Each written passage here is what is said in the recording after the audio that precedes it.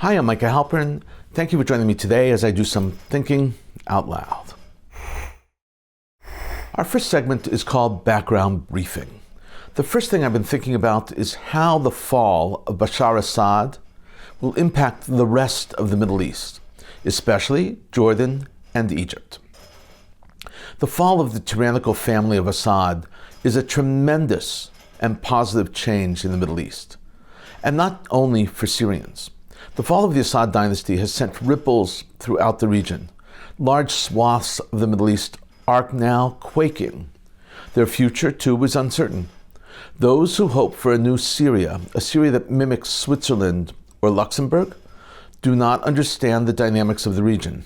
Those who ousted Bashar Assad were notorious terrorists. Jolani, the leader of the largest terror group that ousted Assad, had a very large $10 million bounty on his head by the United States. It was put there by the U.S. government.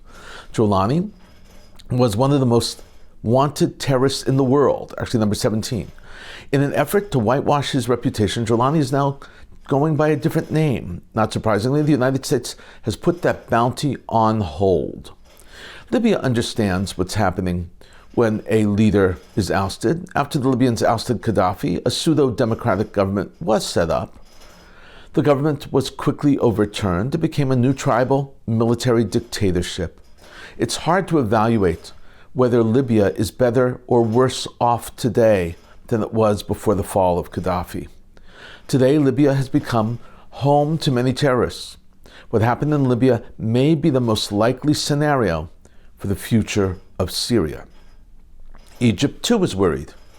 While Egypt maintains a very firm and fierce hold on the many Islamic extremists who want to overthrow the current al-Sisi government, Egyptians now hold how fragile the leadership can be. Remember, the current government came into place by overthrowing Mohamed Morsi, who had been democratically elected in 2012. Morsi was the political leader of the Islamists in Egypt. That's who they elected. Morsi was in power for just 1 year and 3 days before being ousted in a coup in 2013. And the Islamists of Egypt know that the Islamists of Syria were sending them a message. If the Syrian Islamists could overthrow Assad, Egyptian Islamists can overthrow al-Sisi. Even more worried is Jordan. Jordan shares a border with Syria, as does Israel. There is a single point where all three countries converge at the Yabok River. That convergence sits at the foot of the Golan Heights and at the beginning of the Jordan River. Jordanian leadership is petrified that the Islamists in Jordan will act on the Syrian message. Jordan is a more complicated country than Syria and Egypt. Jordan is a monarchy, and since its establishment in 1946, there have been only 4 kings of Jordan. 4. One King Talal served only 13 months and 22 days from 1952 to 53 before abdicating the throne. So while there appears to be great stability in Jordan, it is a real monarchy with all that the monarchy entails. The ruling Jordanian royal family is not actually from Jordan. They are Hashemites, Bedouins from Arabia, relatives of the royal family of Saudi Arabia. As much as 80% of Jordan is composed of Palestinians. At most 10% are Bedouins loyal to the monarchy. And then there is the royal family, a true minority in the country they rule. It is for this reason that Jordan hides or significantly deflates the true number of Palestinians in their country. There are about 11 million people in Jordan. I'm guessing here is based on the information available. As of 2016, the official number of Palestinians is about 3 million. But most good guesstimates, however, put that number of Palestinians living in Jordan way over 6 million, and even as many as 8 million. For good reason, Israel is invested in keeping Jordan stable and the monarchy in place. That is why Israel's director of Shin Bet Security Agency, Ronen Bar, recently met with Jordanian security leaders. The Shin Bet is Israel's internal security division. It is also responsible for handling the West Bank and Gaza. Present at the meeting were senior Israeli defense officers. Representing Jordan was the director of Jordanian General Intelligence Services, Ahmed Husni, as well as Jordanian military commanders. This meeting was reported first by Axios, quoting Israeli officials, and then throughout the rest of the Israeli press, they picked it up and ran with the story. In 1994, Israel and Jordan signed a peace treaty somewhere in the desert between the two countries. Israeli Prime Minister Yitzhak Rabin, Jordanian King Hussein, and U.S. President Bill Clinton signed the treaty. I was there. It was uplifting. It was inspirational. It was really something else. I was there when it was signed, right there on the spot. There were only a few of us. Israel and Jordan share a border that is almost 200 miles long. There are 3 major land crossings, bridges over the Jordan River. There are also flights from Tel Aviv, Israel, to Amman, Jordan, every single day. A large worry for Jordan is that weapons and drugs are perforating their border and may lead to unrest and even to a revolt. Israel and the United States are committed to supporting the Jordanian monarchy, not because they support kingship, but because Israel and the United States need stability in the region. This Jordanian monarchy is in lockstep with Israel and the United States. They reject Islamist regimes, that is primary, which pose a terrible danger to Jordan and to the region. There is good reason for fear.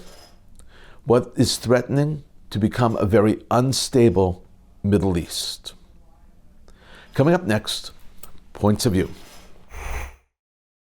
First up is a column from the Jerusalem Post. It was written on January 5th, 2025 by Joe Brown. The column is entitled, Israeli PR is Broken. Throwing money at the issue won't necessarily fix it. Opinion. Subtitle. Why is Israel's PR so bad? Brown is asking a question that all of us have asked about Israeli PR numerous times. In this case, he's trying to resolve the issue. This is how Brown begins.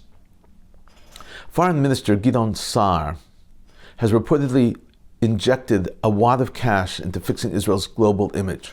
But how can it work if Israel keeps shooting itself in the foot?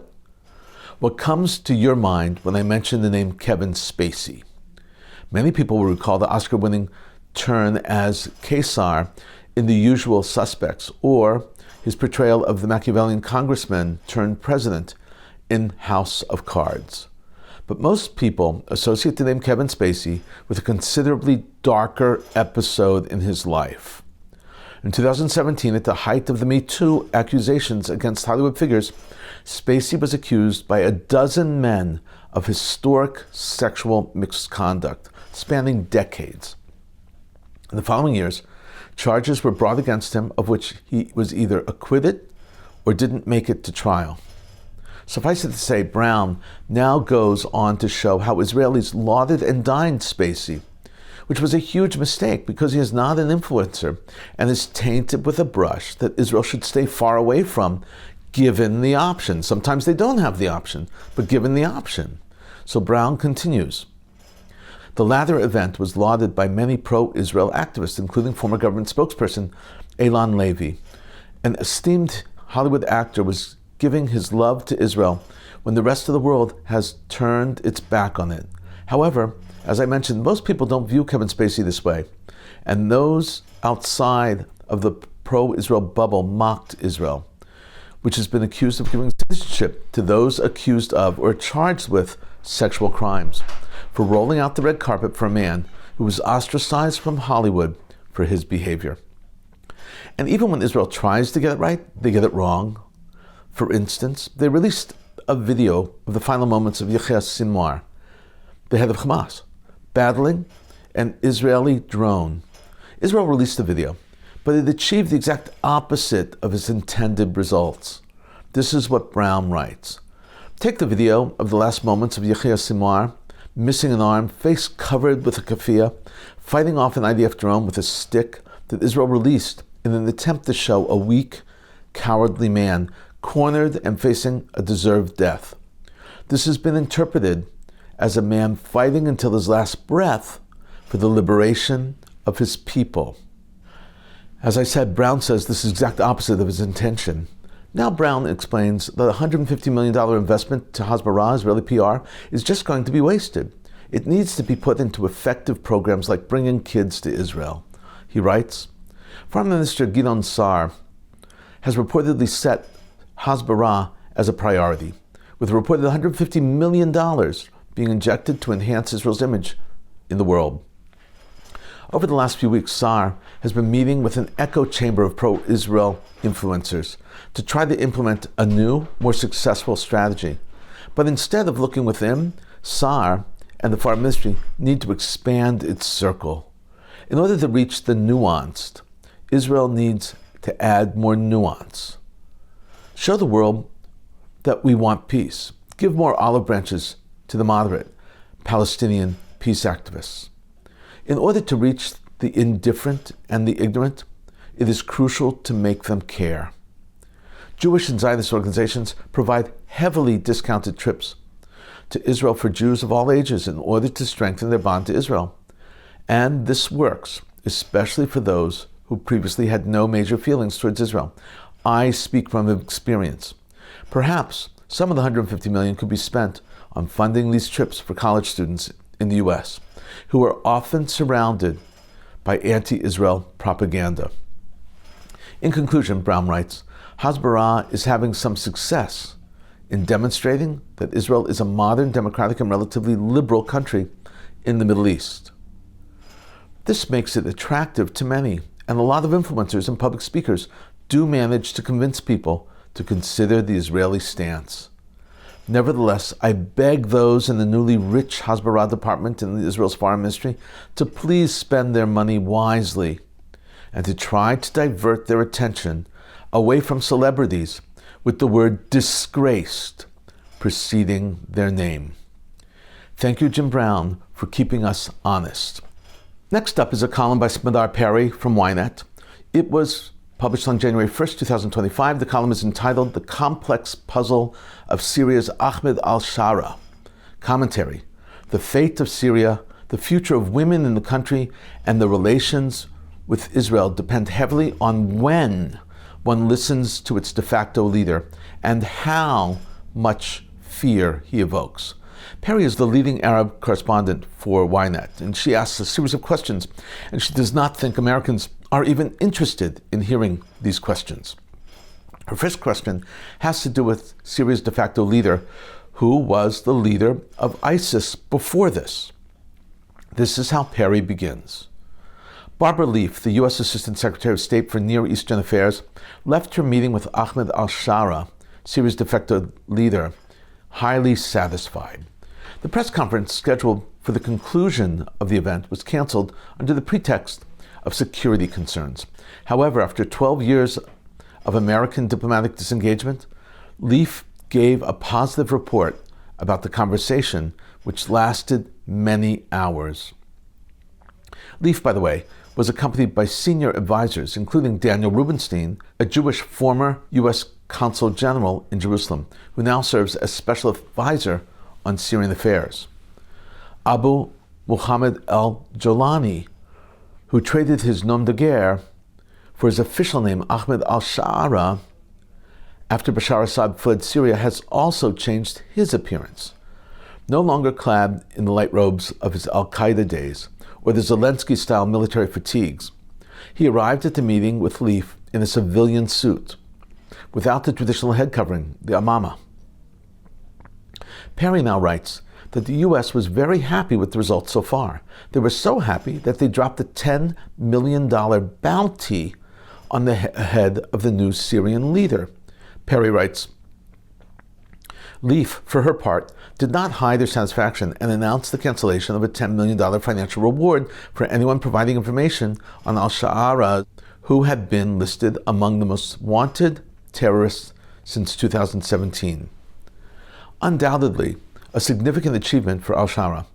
Perry suggests that the real measure of a new leader is his attitude towards women and whether he wants to declare war on Israel. She writes, Ahmed al-Shara, in his first public statement regarding Israel, criticized the IDF's operations in the Syrian territory. Yet, in the same breath, he clarified that his Syria intends to honor the 1974 disengagement agreements following the Yom Kippur War. He immediately called upon the international community to ensure Israel adheres to these agreements. In an interview with the Times of London, he said, "We do not want conflicts with any country, not even with Israel." Attention should also be paid to al-Shara's ambivalence regarding women in Syria. On one hand, he speaks about women who were thrown into prisons and subjected to assault. He has pledged that women will be able to study, even medicine, and work. On the other hand, when photographed with a young female passerby in Damascus or interviewed by a CNN reporter, he insists that they, meaning women, must wear headscarf. Perry concludes by saying that time will only tell what we're going to see in the new Syria. She writes, "In Israel, intelligence agencies closely monitor the events in Syria and attempt to decode whether there is truly a new al-Shara or merely a rebranded version of his former self. His demand for women to wear head coverings has not gone unnoticed. He has genuinely reinvented himself. The pieces of the puzzle have yet to fully align. The IDF continues its operations in Syria, and all eyes remain on Turkish President Recep Tayyip Erdogan, who ultimately holds significant influence over the unfolding events." Always insightful, always on target, always raises important issues for us to watch. Thank you, Smadar Perry. Coming up, commentary through cartoons, where pictures tell the story. I want to show you 9 cartoons today. The first cartoon is the infamous Sednaya prison in Syria. It's shaped like a skull. It's very eerie. This is where prisoners were tortured and murdered under both Assads. The second cartoon is entitled Opportunists. Syria is a nest with eggs, and Bibi is sitting in another nest with an Israeli flag right there, as if to say that Israel is taking advantage of the situation. Third up is a statue of Assad that was destroyed, springs all over the place, his head at its feet. It's going everywhere. The cartoonist is saying that Syria is directionless. This fourth cartoon is a repeated theme. Assad is under Putin's table. It appears as if he slept there, and Putin says to Assad, "You can sleep here. It was Macron's place." The cartoonist is making fun of both French President Macron and Assad. This fifth cartoon is from a French newspaper, Assad's in Moscow, Bashar al-Assad in Moscow, by Pierre Boulez of France. Assad is looking at the sign of his and his father's butcher shop, and Putin says, looking on, "He really sank the business." It's true. Now we have Assad and Putin together, covered in blood. This cartoon is entitled Blood Brothers. Seventh up is Bibi lighting a fuse depicting Lebanon. The cartoon is saying Bibi is going to blow up Lebanon. The cartoon is called The Lebanon Effect. Eighth up is Bibi in a fancy sports car, by the same artist, by the way. And Hezbollah is on a mule. Bibi is called the Provocateur. This cartoonist is saying that all the turmoil is because of Israel. And finally, the last is Bibi with an axe and chopping down 2 trees, Lebanon and Syria. These cartoons are extremely critical of Bibi and of Israel. And for what? For defending itself. In a moment, more of my own perspective and a few predictions. A few days ago, Trump's Middle East envoy arrived in Israel on a surprise visit and met with Prime Minister Benjamin Netanyahu, late in Jerusalem. The visit is an example of how Donald Trump hopes to begin full blast on January 20th, after being inaugurated. Israeli hospitals crossed their occupancy threshold amid a serious wave of sickness, including colds and influenza, which caused hospitalizations to surge. Additionally, a 5-year-old girl died following influenza complications, causing her condition to deteriorate terribly. The US-led coalition carried out 3 strikes on Houthi targets east of the Yemeni city of Sa'ada. This is all according to Saudi Arabian news outlets. A federal court in Brazil ordered an investigation into a visiting Israeli who served in the IDF. The investigation was for possible war crimes after the Hind Rajab Foundation, HRG, provided the court with documentation of the soldiers' activity in the war in Gaza.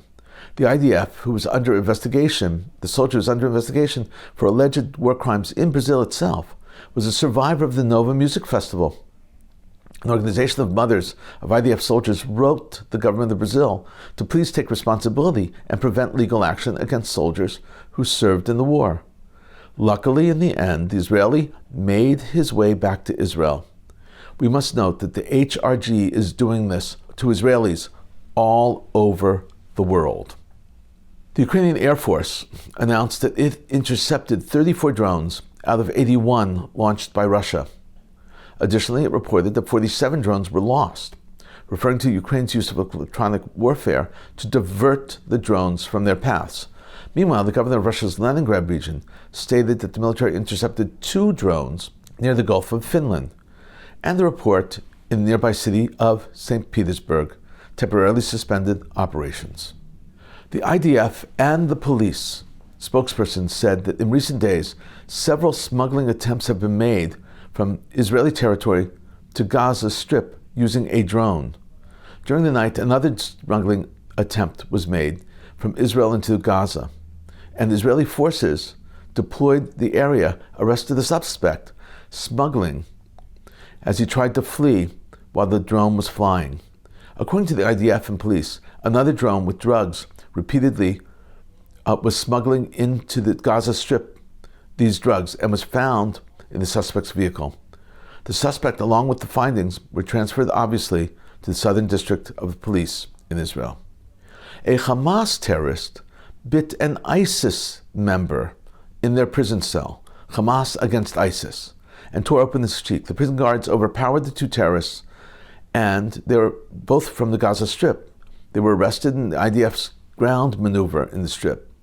According to the prison service, an initial investigation indicates that the fight was over the control of the porthole in the cell door. According to Reuters, American, French, and German envoys have warned the new Syrian government against appointing foreign jihadists to senior military positions, saying it would pose a security concern. Reuters cited 2 sources familiar with the matter. A senior U.S. official told the Syrians that these appointments will not help their relations with the U.S. Syria's intelligence directorate foiled an attempt by Islamic State ISIS to target a Shiite shrine in Sayyid Zinabin in Damascus. It said members of the cell were arrested trying to carry out the attack to blow it up. We've been thinking out loud about a lot today. Now that you know what I've been thinking, let me know what you're thinking. Email me at micah@jbstv.org. Tweet me at Micah Halpern. Tell me what you think. Before we end, let me leave you with one piquante piece of information. This is a clip of Douglas Murray addressing a synagogue in London right after October 7th. Murray explains that the Jewish people are not alone. These minutes offer a spectacular view of someone who loves Israel. I'm Douglas Murray, and it's a great pleasure to have been asked to join you this evening. I want to just mention a few things in the short time I have. First is just to mention this: I'm not Jewish myself. I happen to have not just some, but most of my best friends are Jews. But the reason I mention this is that all my adult life I've been surrounded by, or chosen to be surrounded by, Jews. And why should that be? In my secular moments, I'd say it's been luck or good fortune. In my more religious moments, I'd say it's a signal of God's grace, of the wild grace of God. Because for me, these friendships and what I've learned from them have been among the greatest blessings of my life. I've known Ashkenazi Jews and Sephardic Jews. I've known secular Jews, Orthodox Jews, ultra-Orthodox Jews, Chabadnik Jews, and even some Reform. All of these differences are of great importance to many of you and to all of the people who argue them. But they mattered not one jot to the terrorists who broke into Israel on Saturday. They didn't care whether they were killing secular Jews or religious Jews, voters for Likud or voters for Yesh Atid. They didn't care what the views were of the people they were killing, whether they were for or against recent judicial reforms in Israel, whether they were one of the few people who believe they don't know how to run the country, or whether they were one of the 8 million people who believe they do know how to run the country. All that the terrorists cared about was that their victims were Jews. That was it. They had to be Jews. I once asked Jonathan Sacks in private what he thought it meant to be a Jew, and he replied quite characteristically by quoting someone else. Specifically, he quoted his friend, the late great philosopher Isaiah Berlin. He said, "Douglas, Isaiah once answered this question when he was asked by saying, 'To be a Jew is to have a sense of history.'" And I looked at Jonathan, I knew there was something more. He tilted his head. And I said, "Well, what do you think?" He said, "I think Isaiah was almost right." And I said, "So what's your answer?" He said, "To be a Jew is to have a sense of memory." Now, memory can be a burden. For some people, an almost impossible burden. But it's also a blessing. Because if you as a people, you as individuals know what went before, you know that the Jewish people have been here many times before, in many worse situations and too many times to count. One of my favorite writers, Stefan Zweig, who my late friend George Weidenfeld, also of London, actually knew in London in the 1930s, both exiles from Vienna. Stefan Zweig, in 1938, in one of his last letters to Joseph Roth, who was soon to die himself in Paris, said from England this in a letter, 1938, he said, "Every morning I thank the Lord that I am free and in England. But I have an appetite for distant places again, and the desire to see the world in the round once more before it burns." Much as I adore Zweig, it seems imperative to me that we do not fall into the despondency or defeatism that Zweig expressed in that letter, however understandable it was. Because what we know, what he didn't know then, what we know now, is that the Jewish people have seen off every single one of their enemies for millennia. They have outlived every single one of the enemies who've wished to destroy them, from Pharaoh to Hitler. And they will see this enemy off as well. And I say that with absolute certainty. Now, what to do?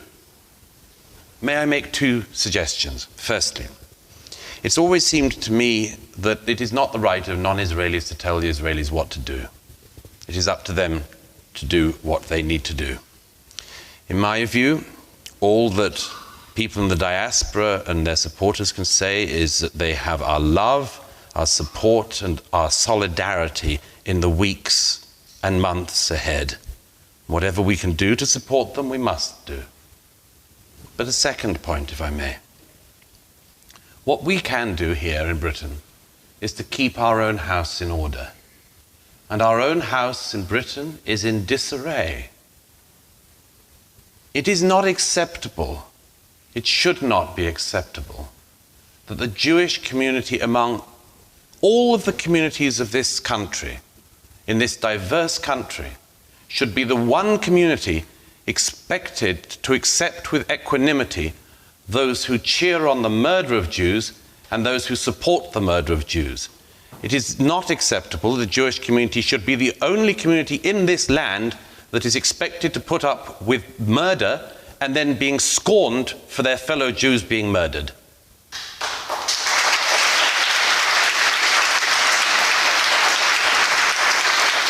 No other community would accept this, and I beg you not to accept it either. I beg you not to accept it. I came back to London the other night, and I hear the residue of the people outside the Israeli embassy. These people were not protesting against Israeli countermeasures. They hadn't even had any countermeasures. They were protesting because Jews by the hundreds had been slaughtered in Israel, and they wanted to wound us more. Well, they might try, but we should not accept that with equanimity. I've written in The Spectator tomorrow a demand on the Prime Minister and the Home Secretary that supporters of Hamas in the UK must be treated in exactly the same way as supporters of ISIS were.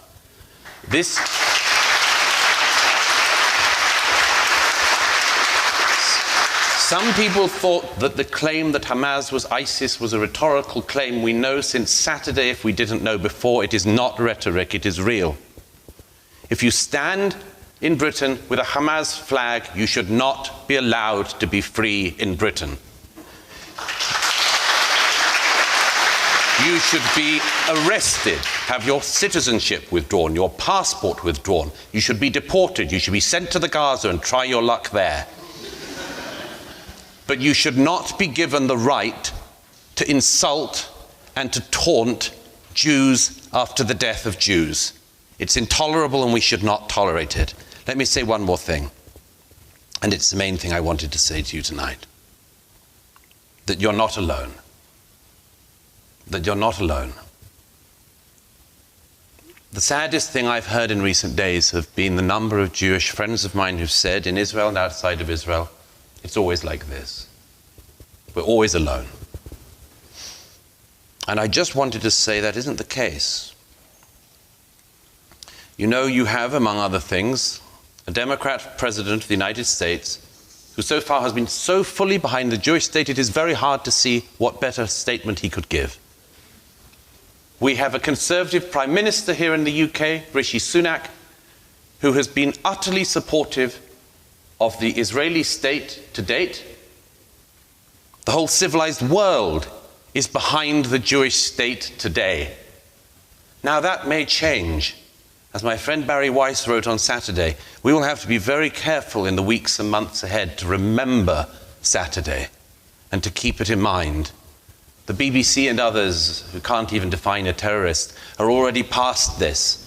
The slaughter that's only still now being uncovered is currently somewhere down the line of stories. It's already falling away, and yet we mustn't allow it to fall away.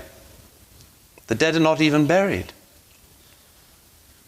So I wanted to say that it is not the case that the Jewish community of this country is alone. You are not. There are many millions of people, civilized people in this country and across the world who are with you as well. I speak for myself when I quote, if I may, in closing, one of my favorite lines in Scripture from the book of Ruth. You all know it. Whither thou goest, I will go. And where thou lodgest, I will lodge. Thy people shall be my people, and thy God my God. And I tell you this with utter certainty. If they keep coming for the Jews, if they keep coming for you, I'll tell you this. They may come for the Zionists. Very well. I am a Zionist. They may keep coming for the Israelis. Very well, I'm an Israeli. They may come continuously for the Jews. Very well, I'm a Jew. I'm Israel Chai. Douglas Murray's love of Israel and support of Israel has been proven again and again since October 7th. Thank you for thinking out loud with me, Micah Halpern. Let's think out loud again next week on JBS.